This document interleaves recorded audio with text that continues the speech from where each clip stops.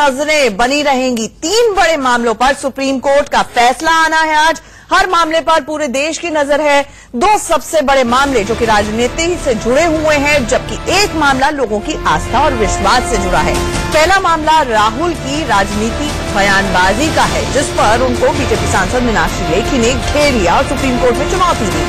पूरा मामला supreme court की चौखट पर पहुंचा। मीनाक्षी लेखी ने राहुल गांधी पर राजनीतिक फायदे के लिए कोर्ट की अवमानना और पीएम मोदी की बेइज्जती करने का आरोप लगाया, जिसके लिए राहुल बिना शर्त माफी भी मांग चुके हैं। लेकिन मीनाक्षी लेखी की मांग ये है कि राहुल गांधी लोगों के बीच जाकर भी माफी मांगे। वहीं दूसरा मामला राफेल डील से जुड़ा हुआ है, जिसमें यशवंत सिन्हा और अरुण शौरी समेत कई लोगों ने पुनर्विचार याचिकाएं यानी कि रिव्यू पिटीशन दाखिल किए हुए हैं, जिस पर सुप्रीम कोर्ट में सुनवाई पूरी हो चुकी है और जिस पर आज सुप्रीम कोर्ट अपना फैसला सुनाएगा।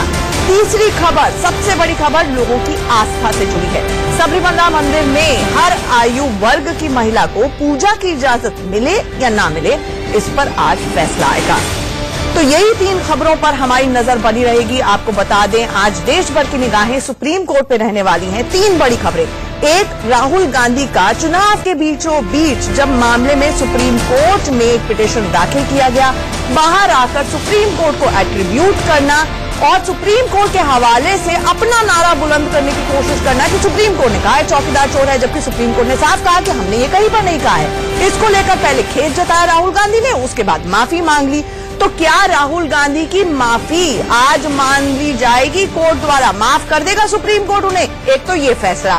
दूसरा, राफेल डील को लेकर पिछले साल दिसंबर में सुप्रीम कोर्ट ने फैसला राहुल गांधी ने, उसके बाद माफी मांग ली। तो क्या राहुल गांधी की माफी आज मान ली जाएगी कोर्ट द्वारा? माफ कर देगा सुप्रीम कोर्ट उन्हें? एक तो ये फैसला। दूसरा, राफेल डील को लेकर पिछले साल दिसंबर में सुप्रीम कोर्ट ने फैसला सुनाया था, क्लीन चिट दी थी मोदी सरकार को, लेकिन इसके बाद कई ऐसे तथ्य सामने आए जिसको लेकर याचिकाकर्ताओं ने एक बार फिर से सुप्रीम कोर्ट का दरवाजा खटखटाया। और तीसरा बड़ा मामला सबरीमला। तो इन तीनों मामलों पर हमारी नजर रहेगी। आज सुप्रीम कोर्ट राफेल विमान सौदे पर अपना फैसला सुनाएगा। कांग्रेस इस मामले में सियासत करती रही है, इसे चुनावी मुद्दा बनाया था, लेकिन उसे बहुत ज्यादा तरजीह नहीं मिली। देखना यह है कि सर्वोच्च अदालत अब इस मामले में क्या फैसला देती है।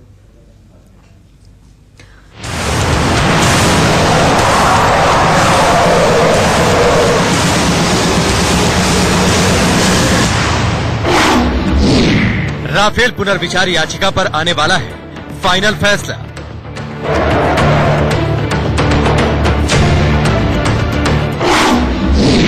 राफेल पर राजनीति करने वालों पर होगी स्ट्राइक। सुप्रीम कोर्ट में सीजेआई गोगोई की अगुवाई वाली 3 जजों की बेंच राफेल सौदा मामले पर फैसला सुनाने वाली है। राफेल मामले में सुप्रीम कोर्ट ने 14 दिसंबर 2018 को अपना फैसला सुनाया था और केंद्र सरकार को क्लीन चिट दे दी थी। कुछ गोपनीय दस्तावेज लीक होने के बाद पूर्व केंद्रीय मंत्री यशवंत सिन्हा, अरुण शौरी और वकील प्रशांत भूषण ने डील के दस्तावेजों के आधार पर इस फैसले के खिलाफ पुनर्विचार याचिकाएं दायर की थी और 10 मई 2019 को सुप्रीम कोर्ट ने इन याचिकाओं पर अपना फैसला सुरक्षित रख लिया था। सुप्रीम कोर्ट कांग्रेस के पूर्व अध्यक्ष राहुल गांधी के खिलाफ दायर याचिका पर भी फैसला सुनाएगा। राफेल सौदे को लेकर प्रधानमंत्री मोदी के खिलाफ की गई टिप्पणी पर मीनाक्षी लेखी ने याचिका दायर की थी। सुप्रीम कोर्ट ने कहा कि हिंदुस्तान का चौकीदार, ये देखो क्या कमाल हुआ। चुनाव के दौरान राफेल विमान सौदे पर राहुल गांधी ने मोदी सरकार पर जमकर निशाना साधा था। हर जगह राहुल गांधी सिर्फ राफेल की ही बात करते थे। प्रधानमंत्री जी फ्रांस गए, वहां पे किसके साथ गए पूरा देश जानता है, और जादू से हवाई जहाज का दाम 1600 करोड़ रुपए प्रति हवाई जहाज हो गया। सत्य को इस प्रकार से रौंदा जाता है और बार बार चीख करके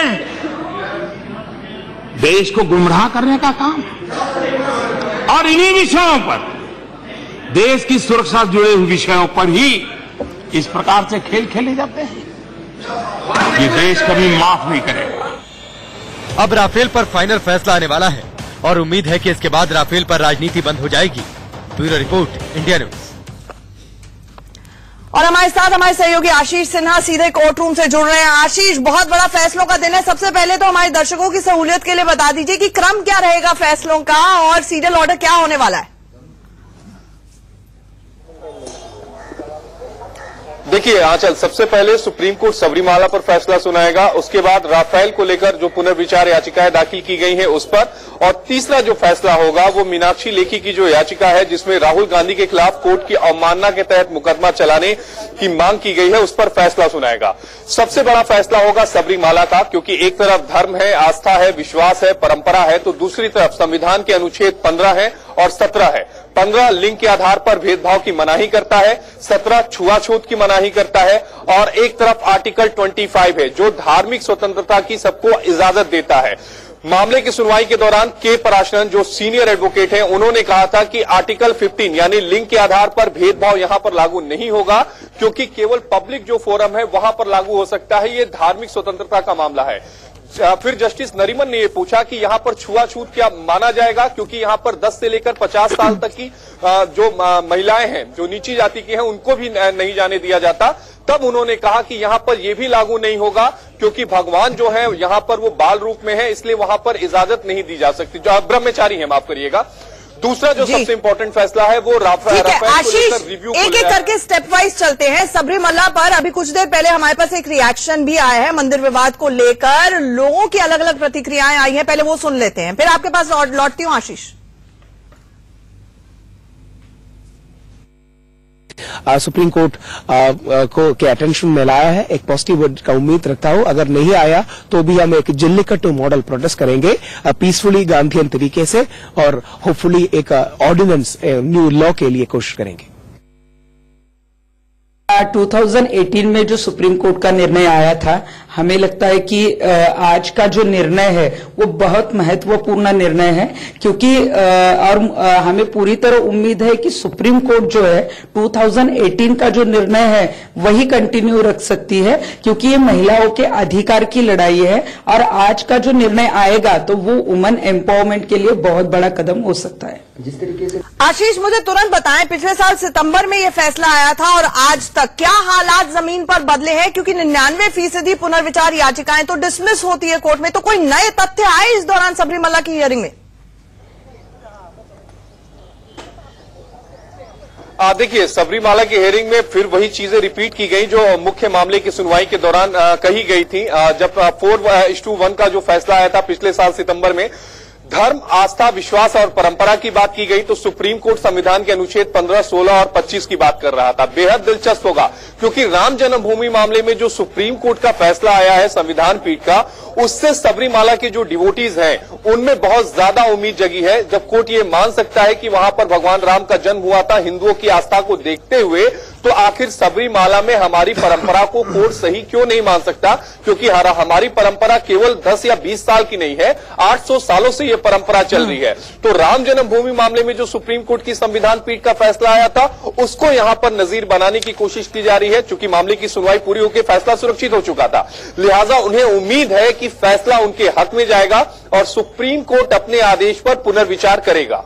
ठीक है, लेकिन परंपरा और आस्था में भी फर्क होता है, ये भी एक महत्वपूर्ण तथ्य है। बहरहाल आशीष, आप हमारे साथ बने रहिए। बात देश की सबसे बड़ी अदालत के सुप्रीम फैसलों के सत्ते पर सत्ता यानी कि 7 फैसलों की भी कर लेते हैं। सुप्रीम कोर्ट के चीफ जस्टिस रंजन गोगोई 17 नवंबर को रिटायर होने वाले हैं। उससे पहले उन्होंने 5 बड़े फैसले सुनाए हैं।